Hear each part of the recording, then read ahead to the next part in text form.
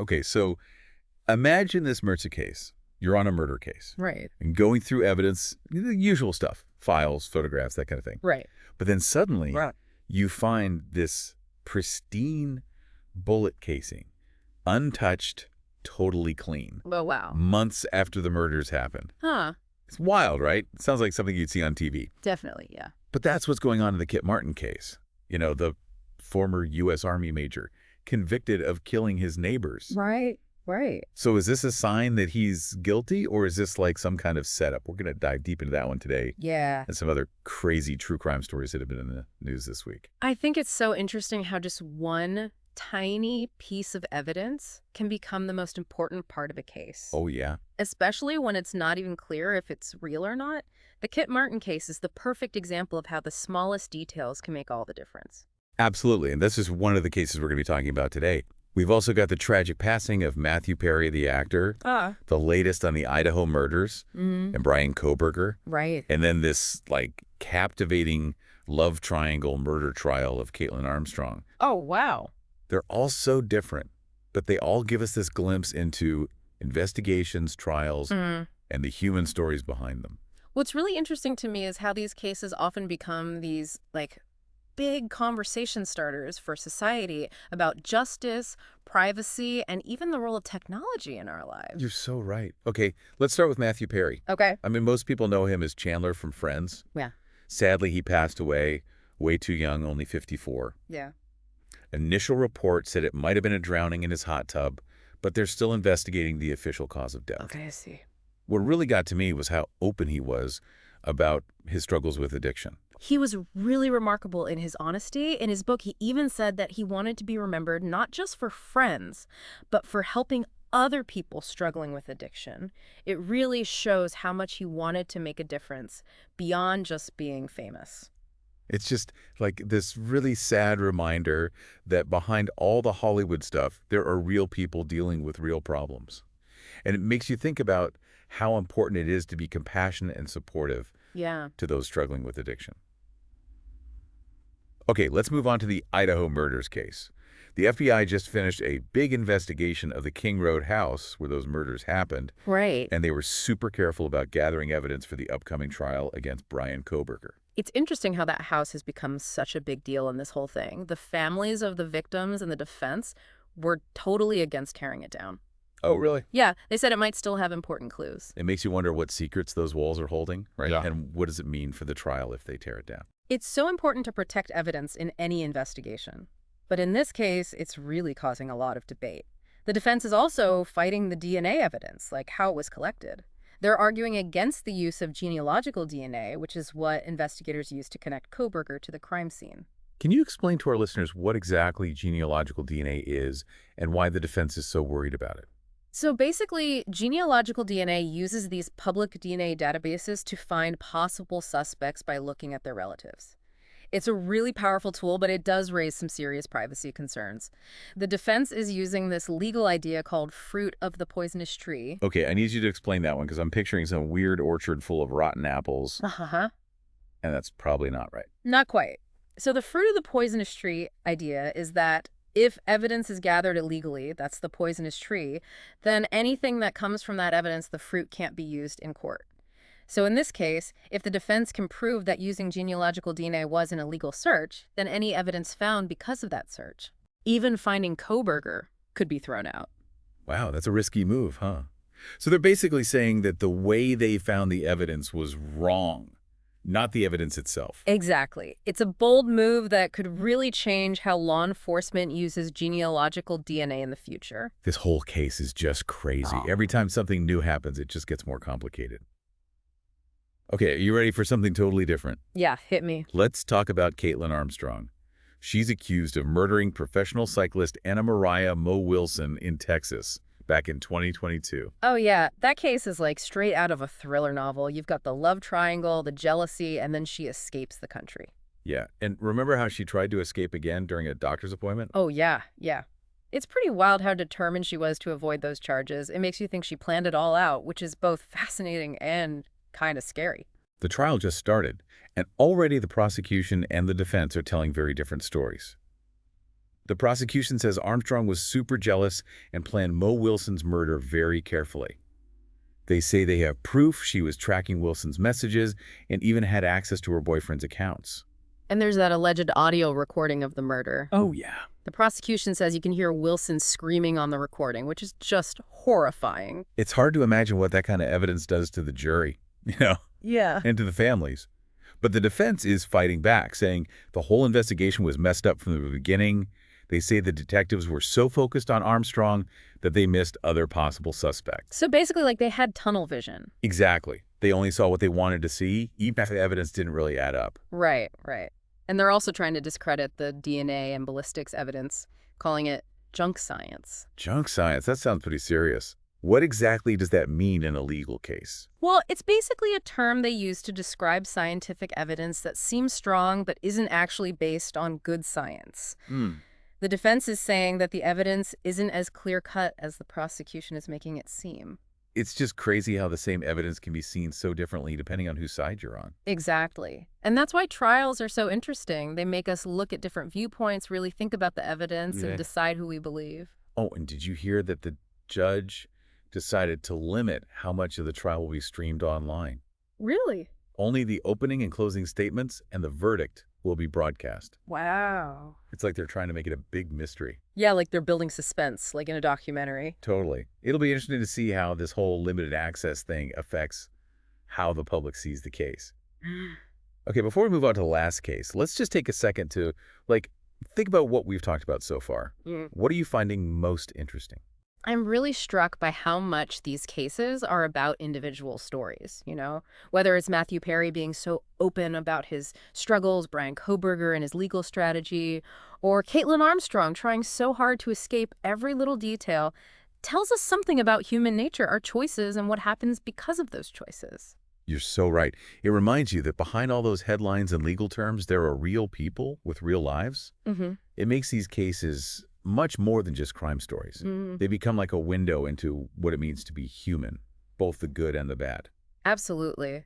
It's interesting, right, as we dig into these cases, how much of our justice system depends on how people interpret things. Yeah. Whether it's the evidence, the laws, or even what the suspect was thinking. There's always some subjectivity there. That's such a good point. Yeah. And it makes me think about the Kit Martin case again. You know, that bullet casing they found, the one that was perfectly clean, months after the murders. Yeah. The prosecution said it proved he was guilty, but the defense said someone planted it. Right. It all comes down to how you look at that evidence, you know. For sure. And in Martin's case, there were other things that didn't quite add up.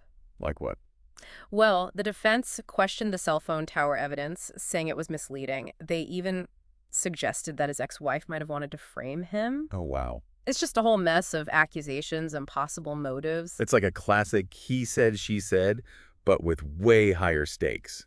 It makes you think, how often does this happen? How often do personal feelings or grudges get in the way of investigations and trials? It's really hard to say for sure. Yeah. But it's definitely something to think about. It shows how important it is to have checks and balances in the system. Yeah. You know, making sure that investigations are done right, evidence is looked at closely, and everyone's point of view is considered. It's about reducing human mistakes as much as possible, right? Exactly. And that brings us to another big thing in investigations these days, technology. We're relying more and more on DNA analysis, cell phone tracking, and even those genealogical databases we talked about. Yeah. These tools can be amazing for solving crimes, but they also create new problems and ethical dilemmas. Yeah, for sure. Take the Kohberger case, for example. The defense's argument against using genealogical DNA is super interesting. It forces us to think about privacy in this digital age. If investigators can use public genetic information to find suspects, where do we draw the line? It's a tough question. Yeah. You want law enforcement to have everything they need to solve crimes, but you also don't want to live in a world where your DNA can be used against you without you knowing or agreeing to it. Exactly. It's a really delicate balance. And honestly, as a society, it's something we really need to talk about more. As technology gets more advanced, these questions are only going to get more complex. It's like we're living in a Black Mirror, where the line between science fiction and reality is getting blurry. It definitely has that kind of vibe to it, doesn't it? Yeah. But let's get back to the Caitlin Armstrong trial. Okay. The prosecution is trying to show that she was obsessed, driven by jealousy to commit murder. Wow. They have evidence that suggests she was following Mo Wilson's every move online, almost like stalking her. It's scary how technology can be used for bad things like that. And then you have that alleged audio recording of the attack. If it's real, that's incredibly powerful evidence. I can't even imagine what it would be like for the jury to hear that. Yeah, to hear those final moments of terror. It's just awful. But remember, the defense is arguing that the detectives were so focused on Armstrong that they didn't consider other possibilities. So that tunnel vision idea again, where they get fixated on one person and maybe miss important details that could point to someone else. Exactly. And they're also challenging the scientific evidence, saying it's not reliable and shouldn't be allowed in court. They called it junk science, right? Right. Which sounds pretty dismissive. Can you explain that to our listeners? What does it mean when evidence is labeled as junk science? Basically, it means that it's presented as being scientifically sound, but it doesn't actually meet the standards of scientific methods. The defense is saying that the DNA and ballistics evidence in this case might be flawed or misinterpreted, so it can't be trusted. It's amazing how two sides can look at the same evidence and come to totally different conclusions. Yeah. It just shows how important it is to have a jury that can really think about the evidence, Yes. consider all sides, and make a well-informed decision. You're absolutely right. The jury is so crucial to our justice system. They're the ones who decide what's true. Yeah. It's their job to sort through all the complicated details of the case and decide what happens to the defendant. And in this case, with all these conflicting stories and interpretations of the evidence, their job is even harder. And with the judge limiting the live streaming, the public can only guess what's going on. It definitely adds to the whole drama, doesn't it? Totally. It's like a big mystery, and we're all waiting to see what happens next. While we're waiting, let's go back to the Matthew Perry case for a minute. We're still waiting for the official cause of death. Right. But his passing has started a really important conversation about addiction and getting help. It was incredibly brave of him to share his struggle so publicly. Yeah. He used his fame to help people understand addiction and encourage others to seek help. That's a really powerful legacy to leave behind. It reminds us that addiction can affect anyone, no matter how famous or rich they are. And it shows how important it is to be understanding and compassionate when dealing with this issue. Exactly. We need to move away from judging and shaming people and create a more supportive environment where people feel safe asking for help without being afraid. All of these cases, even though they're so different, touch on these bigger themes of human mistakes, the difficulty of finding justice, and how technology is affecting our lives. They remind us that life is messy. Yeah. The truth can be hard to find, and even the best systems can have flaws. But they also show us the strength of the human spirit, our ability to do both good and bad, and our constant search to understand ourselves and the world. It's a lot to think about, isn't it? It is. But that's what we do here on the Deep Dive, Yay. right? We take these complicated cases, all tangled up with evidence and emotions, and we try to make sense of it all. I feel like we've gone through so much in this deep dive. Yeah. My brain is like fried. It's like I just binged a whole bunch of true crime documentaries. Yeah, right. Exhausted, but still wanting more.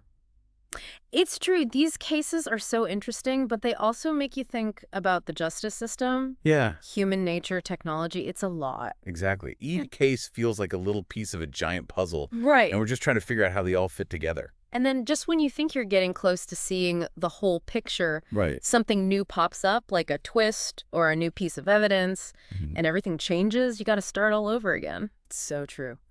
Okay, let's try to connect some of those puzzle pieces. We've seen how evidence can be really important for justice, Yeah. but it can also be super controversial. The Kit Martin case with that clean bullet casing and the whole genealogical DNA thing in the Koberger case, they both show how tricky it can be. It makes you wonder, how much can we really trust evidence? Especially when everyone seems to have a different opinion on what it means. Right, and how do we make sure that personal feelings and biases don't get in the way of finding the truth? Exactly. We have to trust the investigators and the legal system to get it right. But as we've seen, they make mistakes too. Yeah. Evidence can be misleading, and sometimes justice isn't as simple as we want it to be. It's definitely not black and white. And then you bring technology into it, and things get even more complicated, like those audio recordings in the Armstrong case.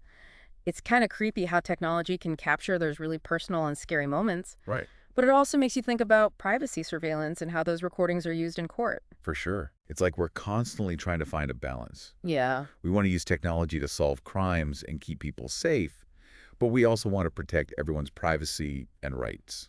It's a tough one, and honestly, I don't think we've figured it out yet. Right. As technology keeps changing, we're going to have to face even bigger questions. We need to have honest conversations about what's okay and what's not okay when it comes to using technology in investigations and trials. I agree, but it's not just about technology, is it? It's about people, Right. their actions, their good and bad sides, and the choices they make. These cases have shown us the dark side of humanity, the jealousy that maybe drove Caitlin Armstrong, Mm-hmm. the planning and premeditation in the Koberger case, Yeah. and even the possibility of betrayal and someone trying to frame Kip Martin. But remember, we've also seen some good things too. Right. Matthew Perry sharing his story about addiction reminds us that even when things are really tough, people can still grow and heal. Yeah, and it reminds everyone to be kind and supportive to those who are struggling with addiction. Definitely. It's like a reminder that behind every big news story, there's a person with their own unique life and challenges. Absolutely.